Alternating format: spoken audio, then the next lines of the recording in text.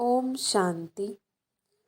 पहले के लेसन्स में हमने स्वयं की पहचान की, परमात्मा की पहचान की, तीन लोक और समय के चक्र को भी जाना, जो राजयोग के अभ्यास के लिए अति आवश्यक है।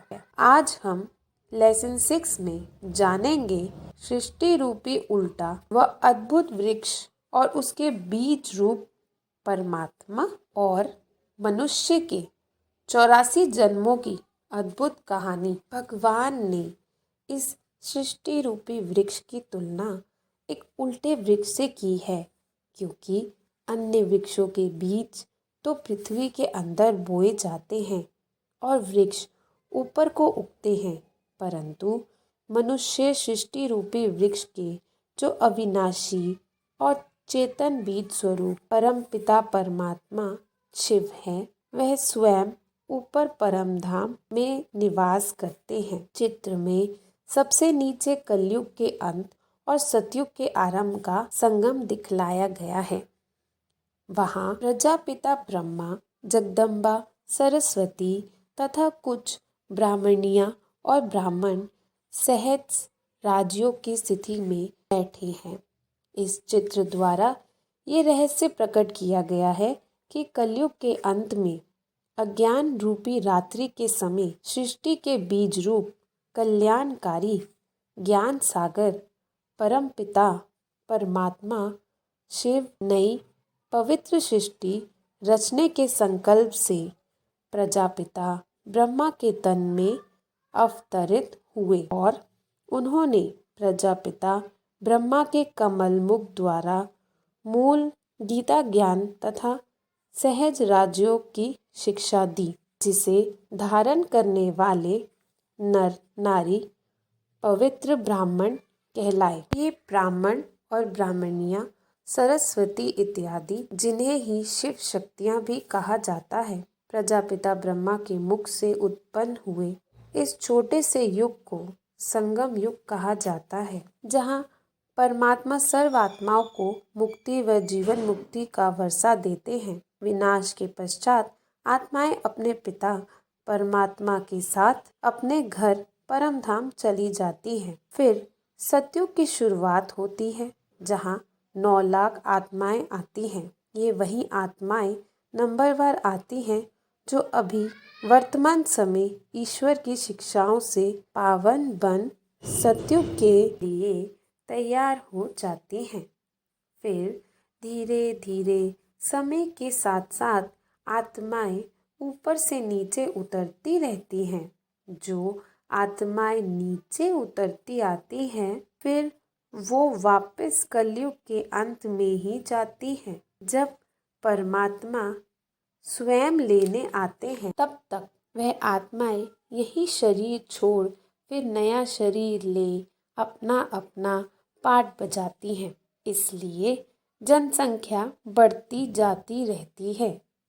फिर अलग अलग धर्मों की स्थापना होने लगती है, जो वृक्ष में टाल टालियाँ और पत्तियों के रूप में दर्शाया गया है, और फिर धीरे धीरे अंत तक संपूर्ण कल्पवृक्ष तैयार हो जाता है, यानी सभी आत्माएं नीचे उतर आती हैं।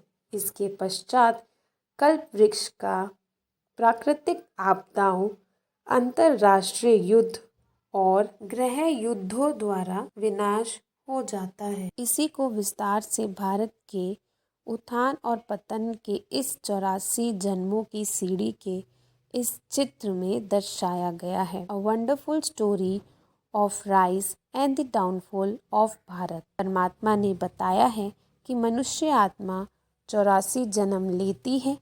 वह अपने कर्मों का फल मनुष्य योनि लेकर ही भोगती है। जैसे कोई जानवरों की तरह बोझा ढो रहा है, तो कोई बचपन से ही करोड़ों का मालिक है। ये सब कर्मों के आधार पर आत्मा का जन्म मनुष्य योनि में ही होता है, किसी और योनि में नहीं। यही 84 जन्मों की सीढ़ी यहाँ दर्शाई गई है, जहाँ परमात्मा बताते हैं कैसे एक एक जन्म आत्मा सीढ़ी उतरती आती है और पावन से पतित बन जाती है। अब चित्र में दिखाया गया है कि सतयुग के 1250 वर्षों में श्री लक्ष्मी और श्री नारायण 100% सुख शांति संपन्न 8 जन्म लेते हैं, जहाँ शुरुआत में जनसंख्या 9 लाख होती है। यहाँ कभी अकाले मृत्यु नहीं होती, ना ही कभी दुख दर्द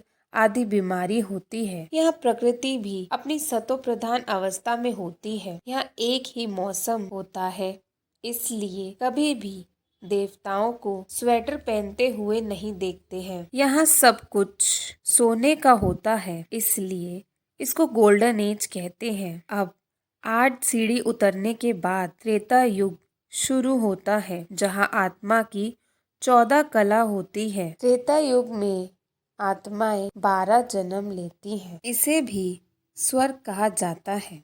ये भी 1250 वर्ष चलता है। धीरे धीरे आत्माएं ऊपर से आती रहती हैं और फिर त्रेता युग के अंत तक 33 करोड़ की जनसंख्या हो जाती है। इसलिए हिंदू धर्म में 33 करोड़ देवी देवताओं की पूजा की जाती है। फिर द्वापर युग की शुरुआत होती है, जहां 8 कलाएं रह जाती हैं और दुख दर्द शुरू हो जाता है, जिसके कारण भक्ति द्वारा ईश्वर को पुकारने लगते हैं। इस युग में आत्माएं 21 जन्म लेती हैं। इस युग में भी 1250 वर्ष होते हैं। इसके बाद शुरुआत होती है कलयुग की, जहां आत्माएं कलाहीन हो जाती हैं। इस युग में आत्मा के 42 जन्म होते हैं।